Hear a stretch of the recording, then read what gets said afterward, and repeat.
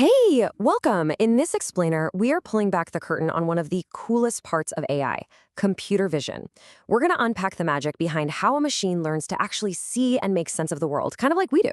So it really all boils down to this one big question. I mean, when you look at a picture, you instantly see things, right? You see objects, you see depth, you see what's going on. But a computer, it just sees a grid of numbers, pixels. So how on earth does it make that massive leap from raw data to knowing, hey, that's a car? And look, this is way more than just some academic puzzle. Getting this right is absolutely crucial for, well, automating our world. Think about the driver assist features in modern cars that can spot a potential crash before you do. For that to work, the car's computer has to identify things in real time with insane accuracy.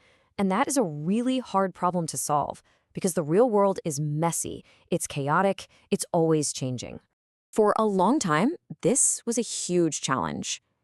And then the breakthrough happened. The solution that basically changed everything for computer vision is something called the convolutional neural network, or as everyone calls it, a CNN. But you know, this idea didn't just pop up overnight. The first versions were kicking around back in the 90s. The real game changer came in 2012, when a model called AlexNet just completely destroyed the competition in a huge image recognition contest.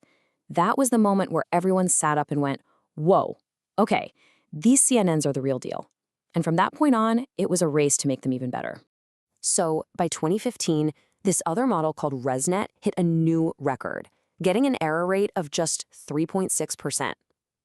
Okay, but why is that one specific number so incredibly important? Because, get this, for the first time ever, an AI model was actually better at this specific image sorting task than a person. Turns out the average human error rate is about 5.1%. The AI was better. This was that wow moment, the proof that machines couldn't just learn to see, but in some situations, they could see with superhuman accuracy. So what exactly is this revolutionary thing? How does a CNN actually work its magic? Okay, let's dive in and take a look under the hood. All right, think of this diagram as our roadmap for the next few minutes. This shows the typical pipeline, the flow an image goes through inside a CNN.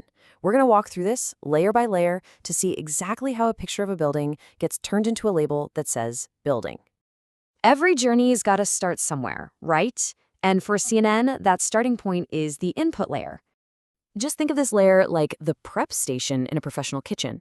Its entire job is to take the raw image, all those millions of pixels, and get it ready for the rest of the network. It basically standardizes everything, making sure all the data is on the same scale, which, believe me, helps the network learn way more efficiently. Okay, now we get to the real heart of the matter, the layer that literally gives the convolutional neural network its name. This is where the magic really begins. The convolutional layer is like a team of tiny feature detectives. I want you to imagine sliding a little magnifying glass over every single part of the image, and it's looking for the most basic patterns. Things like edges, corners, curves, little bits of texture. These are the absolute building blocks of vision. So that little magnifying glass, it's called a kernel or a filter. And as it slides across the image, it's doing a bit of math that lights up wherever it finds that specific feature it's looking for. And here's the really brilliant part. It uses something called shared weights. That just means the network learns a feature, like, say, a straight vertical edge, only one time. And then it can spot that same edge no matter where it shows up in the picture. It's super efficient. But just finding features isn't enough. The network also has to figure out which ones are important. That's where the activation layer steps in, working right alongside the convolutional layer. It's kind of like a gatekeeper. It looks at all the features that were found and decides which ones are strong enough to activate and get passed along. This part is so important for helping the network learn the messy, complex patterns you find in the real world. So after that convolutional layer has done its job, we are left with a ton of data. I mean, a massive amount. The next layer's job is to make all of that way more manageable. Yeah, the pooling layer's job is pretty straightforward. It summarizes and it shrinks.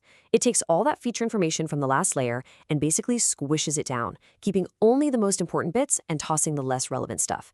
This makes the whole network faster, much more efficient, and stops it from getting lost in tiny, unnecessary details. All right, so we've pulled out all the basic features, we've shrunk the data down. Now it's time for the final stage of processing before we get our answer. So the fully connected layer. This is basically the network's brain. It takes all those high-level features we found, things like a wheel shape, a window frame, maybe a door handle, and it learns how they all fit together to make a bigger object. Based on all those combinations, it makes the final decision, spitting out a probability that the thing in the image is in fact a car. Okay, so we've looked at all the individual pieces. Let's zoom back out now and see how this whole thing works from start to finish. So let's walk through it one more time.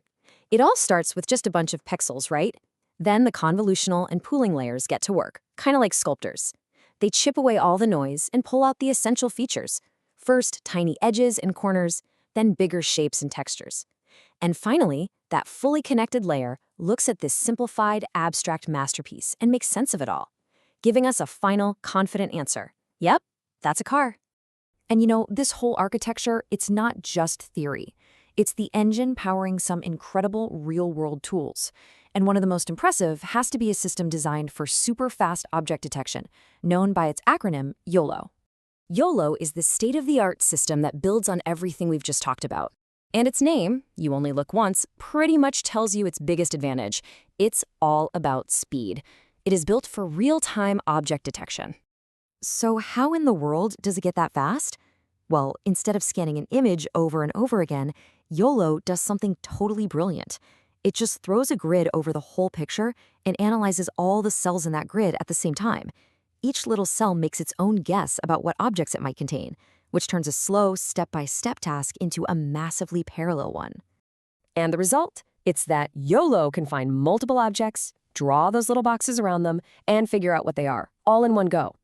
It's an unbelievably efficient system, and right at its heart, it's powered by the exact same building blocks, the convolutional, pooling, and fully connected layers that we've just been unpacking.